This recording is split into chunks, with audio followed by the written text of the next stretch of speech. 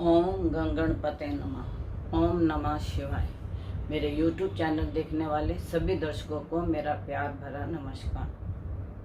आज मैं आपको 30 अप्रैल को और 1 मई को सूर्य ग्रहण लगने आ रहा है और 2023 और इस संवत का पहला सूर्य ग्रहण है। और यह सूर्य ग्रहण जो है भारत में तो नहीं दिखेगा, क्योंकि इसका सूर्य ग्रहण लगने का समय जो है रात को 12:15 से स्टार्ट है। लेकिन ग्रहों की युति से तो यह ग्रहण है और ना ही इस ग्रहण की सूतक लगेगी। तो इसलिए मैं अपने दर्शकों को यह बताना चाहती हूँ कि कोई ऐसे घबराने की जरूरत नहीं है, क्योंकि यह अमेरिका और यूरोप के देशों में दिखेगा। हमारे देश में इसका इतना अधिक ना प्रभाव पड़ेगा और ना ही सूतक लगेगी। लेकिन अगर हम ग्रहों की युति देखते हैं, खगोलीय घटना देखते हैं, तो उसके अंदर ग्रहण लग रहा है। दूसरी बात, अगर अभी तक आपने मेरा चैनल सब्सक्राइब नहीं किया तो प्लीज़ उसे सब्सक्राइब कीजिए, नोटिफिकेशन का बटन दबाइए और लाइक कीजिए, शेयर कीजिए अगर आपको मेरी वीडियो पसंद आती है तो। और मुझे इतना मालूम है कि मेरी वीडियो लोगों को बहुत पसंद आती है। बहुत से दर्शकों का मेरे पास फ़ोन भी आया, मैसेज भी आया कि गुरुमा आपकी काफ़ी दिनों से वीडियो नहीं आ रही। क्योंकि जो भी ग्रह बदले हैं, शनि बदला है, मंगल है, गुरु है, राहु है, नई संवत है, इसके मैं आप सबको पहले ही वीडियो दे चुकी हूँ। और मेरा वीडियो पहले देने का मतलब ये होता है कि अगर किसी को भी कोई अपने अचारज को पथरी दिखा के उसका उपाय करना है तो करिए, और अगर आप खुद कर सकते हैं तो खुद करिए। अपने इष्ट का जाप कर सकते हैं तो आप इष्ट का जाप कीजिए। इसी प्रकार अब सूर्य का जो है, अब मैं सूर्य का आपको 12 राशियों के बारे में बता रही हूँ, लेकिन इसको आप अपनी राशि मत समझिएगा, क्योंकि यह जनरल जो राशियां होती हैं उसके ऊपर मैं प्रेडिक्शन करूंगी। आप अपने आचार्य को दिखा के अपने जो राशि है उसका उसी प्रकार से आप दान पुण्य कीजिए। दान सबके एक से ही है, कोई भी दान आप कीजिए। अब दान इसमें आपने क्या करना है, काले चने, घी, गेहूं, गुड़, यह आपने दान करना है ग्रहण के अगले दिन 1 मई को। क्योंकि हमारे यहाँ ग्रहण लग नहीं रहा। अगर आप पत्री किसी की या कोई उसी दिन बच्चा पैदा होता है तो उसकी पत्री में वो ग्रहण का योग अवश्य होगा, क्योंकि ग्रहों की चाल से तो ग्रहण लग रहा है लेकिन दिख नहीं रहा। इसलिए मैं आप सबको ये बोलूंगी कि आप 1 मई को दान कर सकते हैं। और काल पुरुष की कुंडली के हिसाब से मैं आपको बता रही हूँ कि जैसे मेष राशि या मेष लगन है, इसके लगन में ही ग्रहण लग रहा है और इनको बहुत सावधानी रखने की जरूरत है, क्योंकि पहले वहां पे बैठे हुए हैं राहु और ऊपर से सूर्य, दोनों अग्नि तत्व है। तो अपने माइंड को, अपनी सोच को उग्र ना होने दें और जो भी है सोच समझ कर करें, व्हीकल ध्यान से चलाएं। तो यह मैं मेष राशि, मेष लगन वालों के लिए बोल रही हूँ। वृष लगन और वृष राशि वालों के लिए यह ग्रहण बहुत लाभदायक है, उनके कार्य में भी, उनके स्वास्थ्य में भी, उनके धन लाभ में भी। मिथुन राशि के ये पराक्रम में आ रहा है, इन्हें अपने कारोबार में और अपने लेन देन में बहुत संभल कर चलना पड़ेगा, क्योंकि इनके तीसरे भाव इनके तीसरे काल पुरुष से तीसरी राशि पड़ती है मिथुन। तो उसके हिसाब से इनको बहुत ध्यान देना पड़ेगा, क्योंकि भाग्य में भी राहु की दृष्टि है, सूर्य की भी दृष्टि है और धन स्थान पे भी राहु की दृष्टि है। तो कोई लेन देन में खतरा मोल ना ले, किसी को धन उधार ना दें और ना ही किसी से धन उधार लें। यह मिथुन राशि वालों के लिए है। कर्क राशि के लिए मान सम्मान बढ़ेगा, इज्जत बढ़ेगी और जो लोग नौकरी करते हैं उनको उनकी प्रमोशन होगी। यह कर्क राशि वालों के लिए। सिंह राशि वालों के लिए, सिंह राशि के सूर्य में ही ग्रहण लग रहा है, इनको अपनी वाणी पे बहुत कंट्रोल करना पड़ेगा, सोच समझकर बोलना पड़ेगा और अपने को शांत रख के। वैसे इनके हेल्थ में और किसी भी प्रकार में कोई प्रॉब्लम नहीं है, लेकिन वाणी के ऊपर बहुत कंट्रोल रखने की जरूरत है। फिर आती है कन्या राशि, जो काल पुरुष से छठे भाव में है। इसके लिए शत्रु उत्पन्न होना, रोग का उत्पन्न होना, धन का व्यय होना रोग के ऊपर, और अगर कोई छोटी मोटी बीमारी है तो उसके ऊपर भी इनको खास ध्यान देना पड़ेगा। तुला राशि, तुला राशि के सप्तम में पति पत्नी में अगर आपका कुछ झगड़ा चल रहा है तो उसे शांत कीजिए, उसे बढ़ाइए मत। और ग्रहण के समय में तो आप वैसे भी शांत रहें, और धन देने में, धन लेने में, कार्य व्यवसाय में, किसी को वचन देने में आप थोड़ा अपना ध्यान रखें। वृश्चिक राशि, इनके अष्टम में यह जो ग्रहण से अष्टम राशि पड़ रही है, तो इसके लिए थोड़ा शारीरिक कष्ट की संभावना है। अपने भाई बहनों से कुछ संबंध में बिछो हो सकता है। कोई अपने भी जो घर परिवार के लोग हैं उनके साथ भी कुछ उलझन पैदा हो सकती है। तो अगर आप अपनी वाणी को विराम करेंगे, अपने इष्ट का ध्यान करेंगे, तो यह संकट आपका निकल जाएगा। फिर आपके आती है धनु राशि। धनु राशि काल पुरुष का नवम भाव है और राहु की भी नवम भाव पे दृष्टि पड़ रही है। मैं अपनी पिछली वीडियो में काफी बोल चुकी हूँ कि धर्म के ऊपर लड़ाई झगड़े होंगे, धर्म के ऊपर लोगों का विवाद होगा, और धर्म के ऊपर ही लोगों को बहुत सी हानि होगी। तो यह आप सब देख ही रहे हैं। और जो ये लगन में काल पुरुष की कुंडली के मेष राशि में जो ये अग्नि तत्व राहु और सूर्य की जो युति बनी है, इससे कई जगह पे आग लगने की संभावनाएं, बम विस्फोटक की संभावनाएं ऐसी बन सकती हैं। अभी आपने कल सुना होगा ओखला में कुछ झुग्गियों में आग लग गई। तो ऐसी अभी आपको संभावनाएं और भी देखने को मिलेगी। मई का महीना बहुत गर्मी का होगा, थोड़ी सी महंगाई बढ़ेगी, इसमें लोगों का उग्र भाव सामने आएगा। तो मैं अपने सभी दर्शकों को बोलूंगी कि देखिए, अभी भी धर्म के लिए लड़ाई हुई और आपने दिल्ली में देखा कितने लोग पकड़े गए।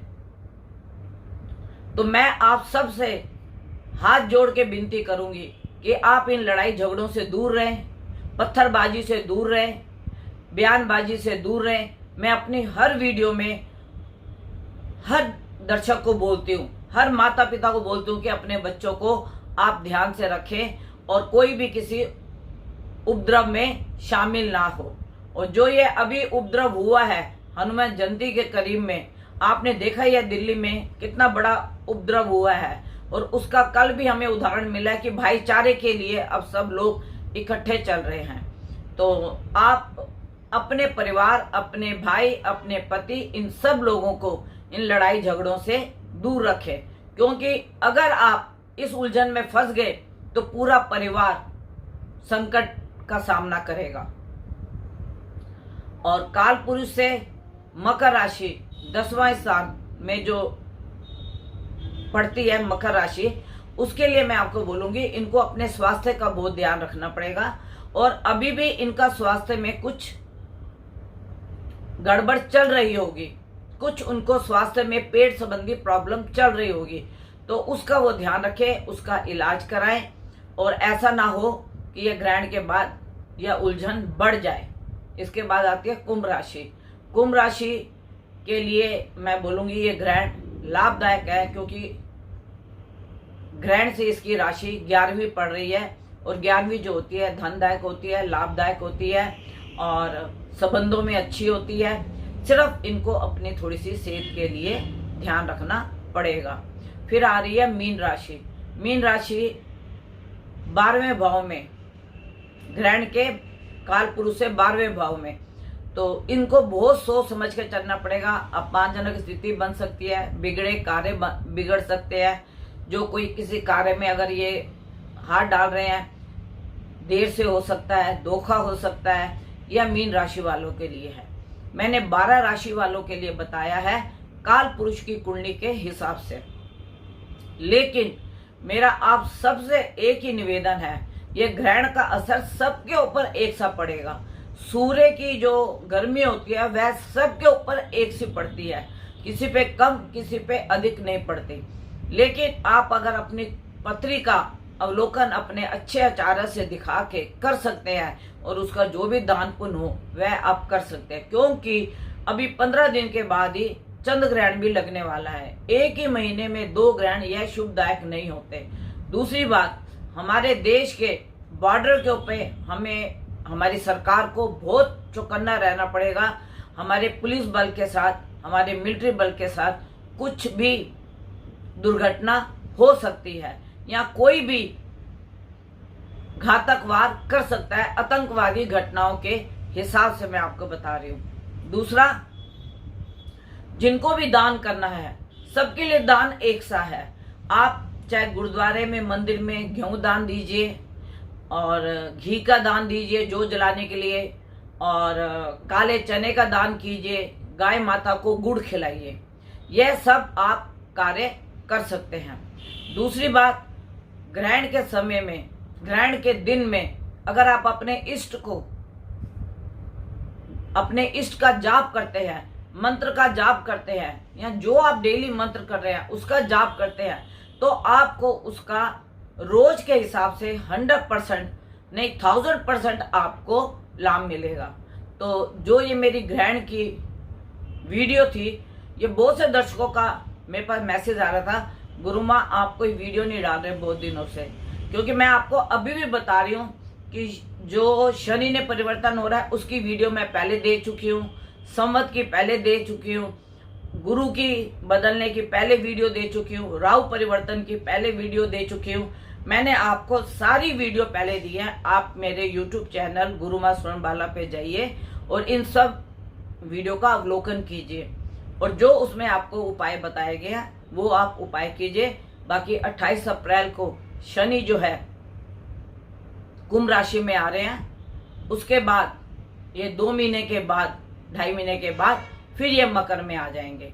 तो मेरी आप सबसे एक ही विनती है कि जो भी ये लड़ाई झगड़े धर्म के नाम से लोग फैला रहे हैं, आप इसके लिए सावधान हो जाइए, और सावधान रहेंगे तो आप सुखी रहेंगे। कहते हैं सावधान से आपकी दृष्टि हटी और दुर्घटना घटी। यह मैं आपको बार बार कह रही हूँ। हमें अपने बच्चों को, अपने भाइयों को, अपने पति को किसी भी उपद्रव में शामिल होने के लिए बिल्कुल भी नहीं जाना चाहिए।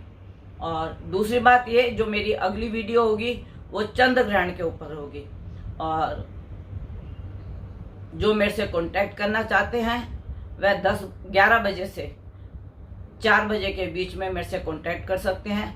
मेरा कांटेक्ट नंबर है 9810930691 9999 4 बार 99338366। यह मेरा कांटेक्ट नंबर है। आप मेरे से 11 बजे से 4 बजे के बीच में आप अपनी कुंडली का अवलोकन कराना चाहें तो करा सकते हैं। लेकिन ग्रहण से नवंबर तक सभी राशि वालों के लिए पेट जैसी कोई संबंधी प्रॉब्लम आपको हो सकती है। ये एक राशि नहीं, सभी राशि वालों के लिए है, क्योंकि इन ग्रहों का जो अवलोकन है उसके अलावा जो अदृश्य शक्तियां, जो इंट्यूशन पावर बताती है कि पेट जैसी संबंधी प्रॉब्लम हर किसी को हो सकती है। तो आप अपने खाने पीने का ध्यान रखें, और जिनको पेट संबंधी जैसे इन्फेक्शन, लूज मोशन, वॉमिटिंग ऐसी कोई प्रॉब्लम हो रही है तो आप अपना उपचार अच्छे डॉक्टर से जाके कराइए और स्वस्थ रहिए। आप स्वस्थ तो जग स्वस्थ। और मेरी आप सबसे एक ही विनती है, फिर मैं आपको बोलूंगी, यह जो लड़ाई झगड़े, अगजनी की घटनाएं, गर्मी का प्रकोप, यह बाढ़ आना, बारिश ज्यादा आना, यह सब घटनाएं अभी घटेंगी, और इसके ऊपर हमें लड़ाई झगड़े में बिल्कुल शामिल नहीं होना। अपने घर में रहना है, और किसी उपद्रव में हमें फंसने की जरूरत नहीं है। देखिए, आप फंसते हो तो आपका पूरा परिवार फंसता है। तो मेरी आप सबसे एक ही विनती है, आप आपका परिवार सुखी रहे, तंदुरुस्त रहे, कोई कष्ट आपके ऊपर ना आए, और जितना भी समय हो सके आप अपने इष्ट को, अपने गुरु को ध्यान करें, जिससे आपको सद्बुद्धि और सद्मार्ग मिले।